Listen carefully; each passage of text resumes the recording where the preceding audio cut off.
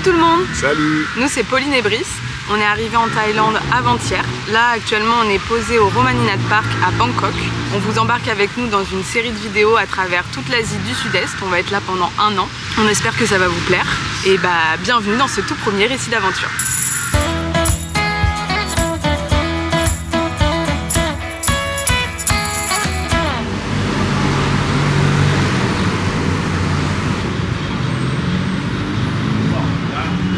Il y a à peu près 1 an et demi, on est allé au Cambodge pendant 3 semaines et c'est ce qui nous a donné envie entre autres de faire ce voyage. On a été complètement bouleversé par la culture khmer au Cambodge. Ça a appris plein de choses, même si c'était court en 3 semaines. Et lors de ce voyage-là, à la fin, on avait une escale de 14 ou 16 heures à Bangkok, je crois. Et du coup, on a profité pour visiter quelques trucs ici. Et il y a un quartier qu'on voulait absolument faire, qu'on n'a pas eu le temps de faire. On voulait aller voir Chinatown. Moi, je voulais faire des photos là-bas. Et du coup, eh bien, Chinatown, on y va maintenant, voir ce que ça raconte.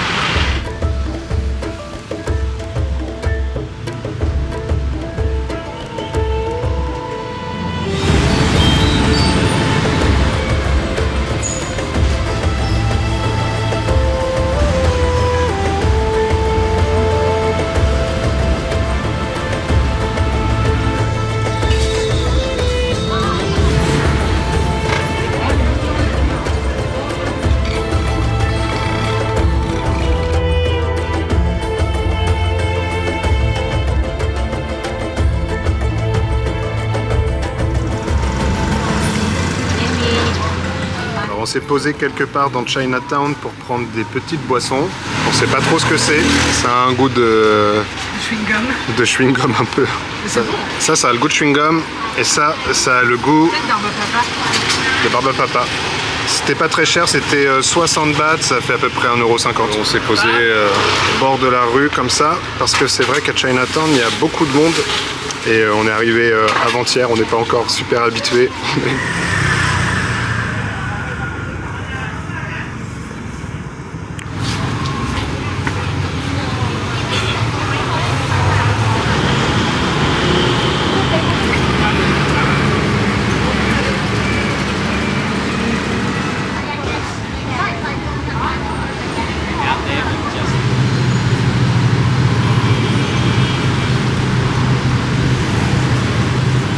On a quitté Chinatown il y a, je sais pas, 10-15 minutes à peu près. Là on est parti tranquillement et on se cherche une petite cantine pour manger ce midi. Je sais même pas quelle heure il est. Alors on a trouvé un petit restaurant de street food vegan. Alors on a commencé à manger, c'est super bon. Là on a un espèce de tofu frit ici, qui est excellent. Et puis ici, on veut pour les plus courageux, du piment.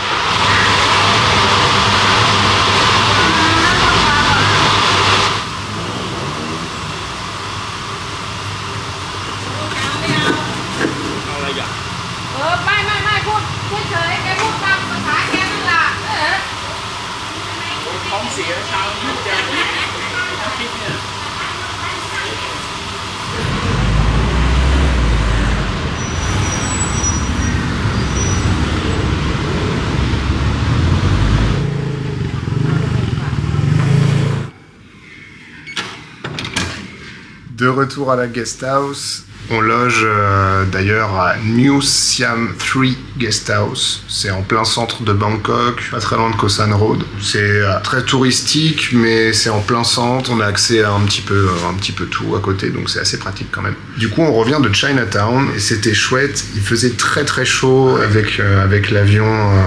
Avant-hier, on était un peu fatigués, donc on n'est pas resté super longtemps. Beaucoup d'activités, beaucoup de monde, beaucoup de... Pas grand chose à dire de plus, hein.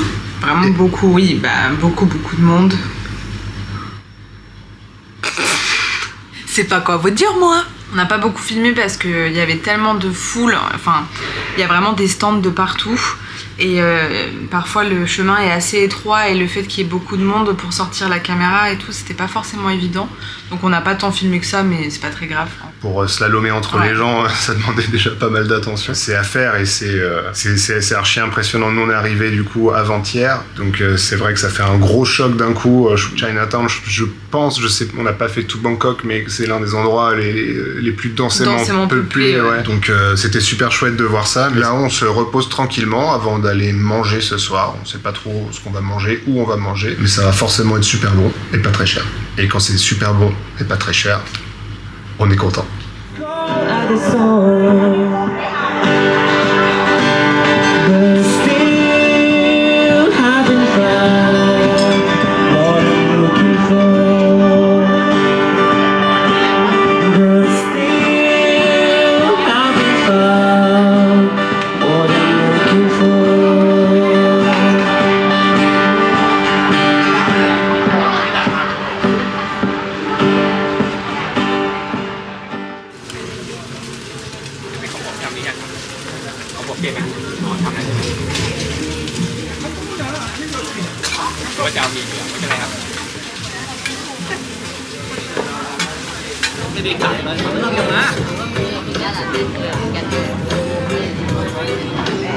On est le lendemain matin et là on s'apprête à prendre le bus pour aller au Lumpini Park. Enfin on va essayer de prendre le bus.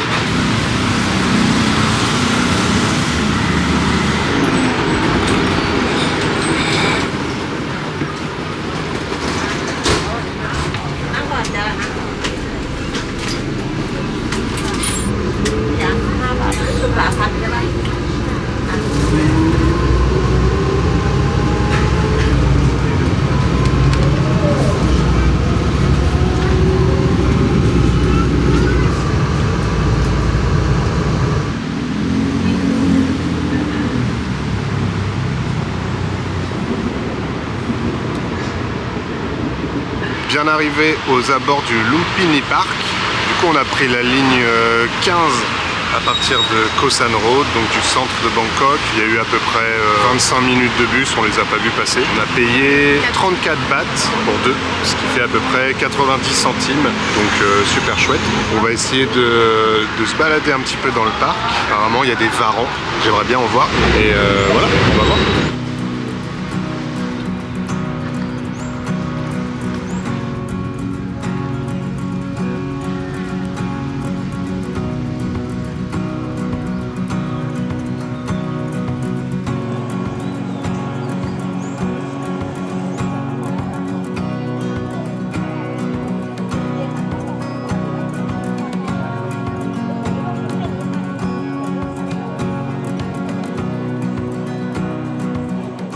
Hyper beau, hyper calme, il fait bon, il fait frais dans le parc et ça change de tout le trafic et du monde qu'il y a vraiment dans Bangkok. Là ça fait trop du bien, c'est hyper calme. C'est vrai que je suis jamais allé à New York, mais on dirait un petit peu Central Park. Ouais, ça ressemble un peu, hein. Mais il fait bon surtout. Et il y a des varans.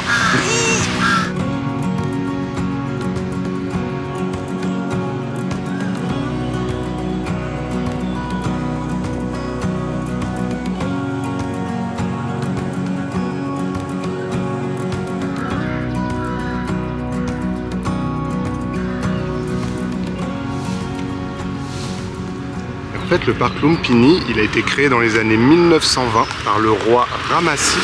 Fait intéressant, c'est qu'il tient son nom de la ville de Lumbini, qui est le lieu de naissance du Bouddha au Népal. Et ça nous intéresse. Et j'ai vu aussi un truc intéressant, enfin marrant surtout, c'est que les vélos étaient autorisés seulement de 5h à 15h. C'est drôle.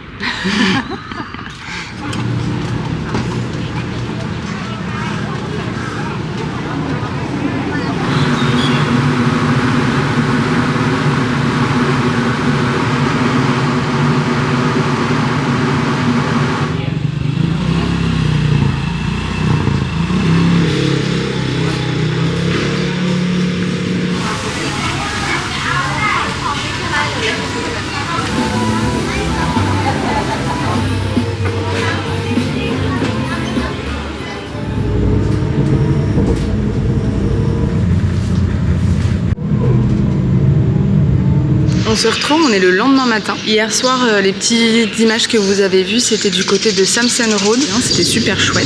Et là, ce matin, on a repris un bus pour aller au quartier Klong Bang Luang. C'est dans le quartier de Ratanaphon Village. En fait, il y a comme des canaux à Bangkok. C'est ça, le Klong, c'est un canal en fait. Où il y a des marchés flottants. Je sais que Bangkok a beaucoup de surnoms.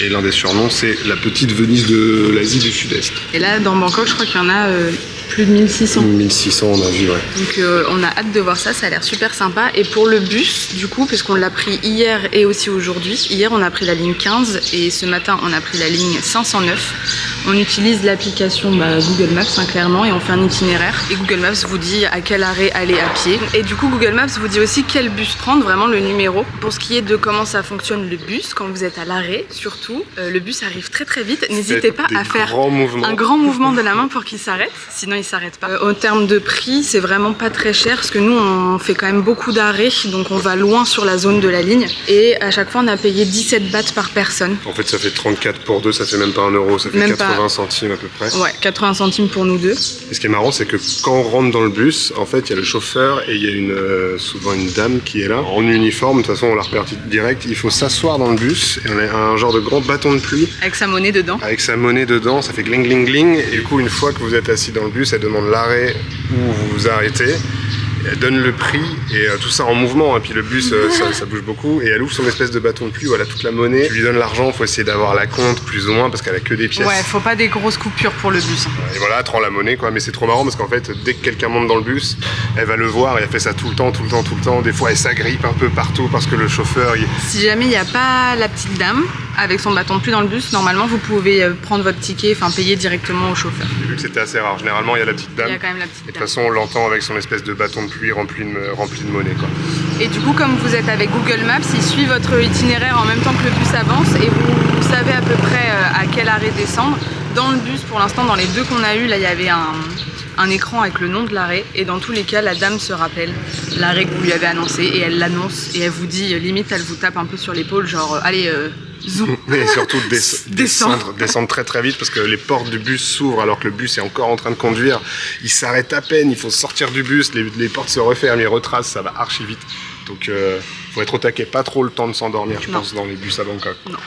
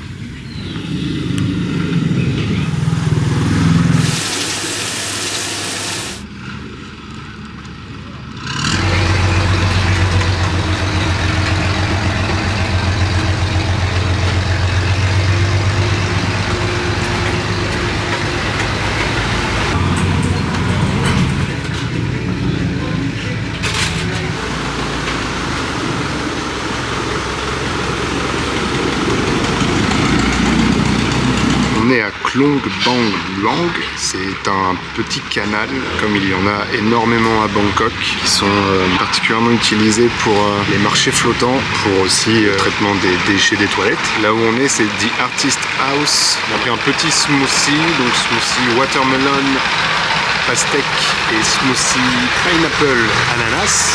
Ici c'est un endroit où il y a des concerts habituellement le week-end. Là on est lundi donc malheureusement on pourra pas en voir mais il y a plein de peintures, c'est très très joli. Les Thaïs utilisent aussi les klongs du coup pour se transporter tout simplement pour éviter la route. Ils utilisent les canots, il y en a plus de 1600 à Bangkok sur les petits bateaux qu'on a vu tout à l'heure et qu'on a filmé. En tout cas c'est très paisible, très très mignon. Il y a des gens qui habitent tout le long, il y a plusieurs pagodes, plusieurs temples, il y a plein de petites maisons sur pilotis, c'est très très beau. Il fait pas très chaud, beaucoup moins chaud qu'en centre-ville, il y a le goudron en moins, là on est pieds nus, et les poissons énormes aussi, c'est trop bien.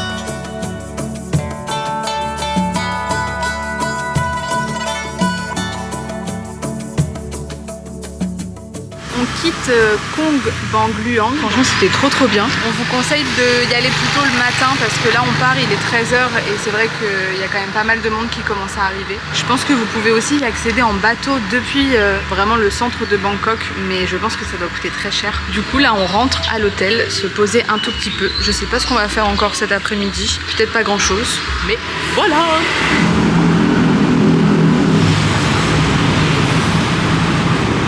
On se retrouve pour cette nouvelle et dernière journée pleine à Bangkok.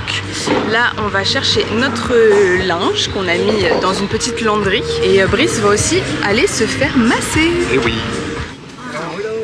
Sawadika.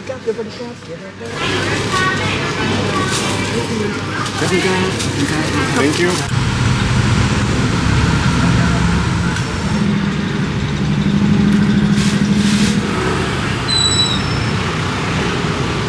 Si vous voulez visiter Payurat en gros c'est le quartier indien de Bangkok, ne faites pas comme nous, ne notez pas sur Google Maps Little India, qui est normalement Little India, le quartier indien. Et en fait non, c'est juste un temple hindouiste, donc vous allez prendre qui a l'air très beau de qui est très beau, hein. Mais du coup vous allez vous excentrer carrément du centre-ville et vous ne serez pas du tout au quartier indien. Donc là on va reprendre un bus pour essayer d'arriver vraiment à Payurat.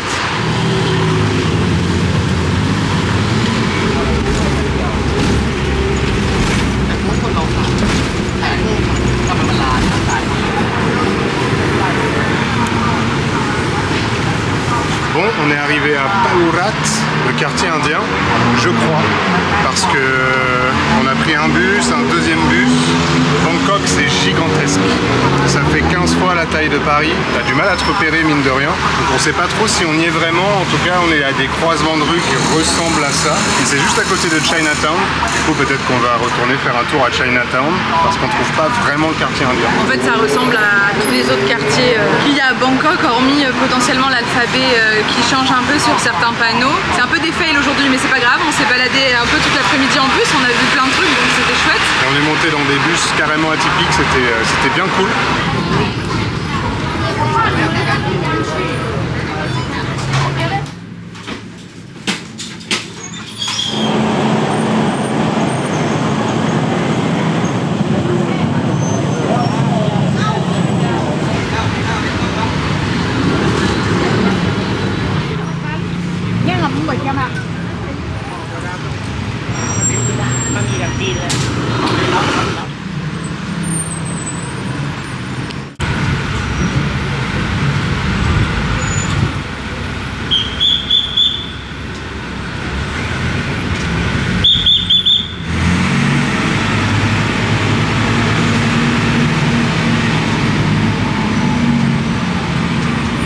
Notre séjour à Bangkok s'arrête ici, on part demain matin pour une nouvelle destination. C'était cool dans l'ensemble. En fait, on n'a pas fait tous les grands temples, le grand palais, etc. On l'avait déjà fait quand on était venu il y a 1 an et demi. Nous, ce qui nous intéressait là, c'était d'essayer de trouver des quartiers un peu plus typiques de Bangkok, des trucs qui changent un petit peu de la fourmilière de la ville. Le passage dans le Klong, l'espèce de rivière là, c'était ce qu'on a préféré. C'était trop cool. Chinatown, c'était bien aussi. On y est retourné aujourd'hui. En vrai, c'était top. On y allait en plus au moment où le soleil se couchait. Du coup, c'était super beau. Ouais, on avait des petits éclairages top. De toute façon, de manière générale, la ville est tellement grande que si on veut vraiment tout visiter, il faut, je sais pas combien de jours, mais il faut un temps fou. Ça nous a bien plu. Après, nous, ce qu'on préfère, c'est les endroits un petit peu plus calmes, un petit peu plus isolés, où les villes un peu plus à taille humaine. On savait que Bangkok, ça serait pas le coup de cœur forcément. Si vous voulez faire la fête, si vous voulez vous amuser, largement de quoi faire. Nous, c'est un petit peu moins notre rayon. En tout cas, on est pressé de partir demain matin pour découvrir un nouvel endroit qu'on n'a jamais fait et qu'on connaît pas. Parce que là, le fait d'avoir déjà été ici, on commençait tranquillement. On va dire que l'aventure commence à partir de demain. Oui, un Parce petit que peu là, plus. on connaissait. Donc, oui, c'était moins l'aventure. Même si Khao San Road, c'est un peu l'aventure quand même. Bon, avant. Un peu pour nous. On espère que ce premier récit d'aventure vous a plu. Je sais pas trop ce que ça va donner. C'est un test pour nous, c'est la première fois qu'on filme comme ça le voyage, mais en tout cas ça nous fera des super souvenirs dans tous les cas. C'est l'objectif. Donc voilà, rendez-vous dans la prochaine vidéo. À plus.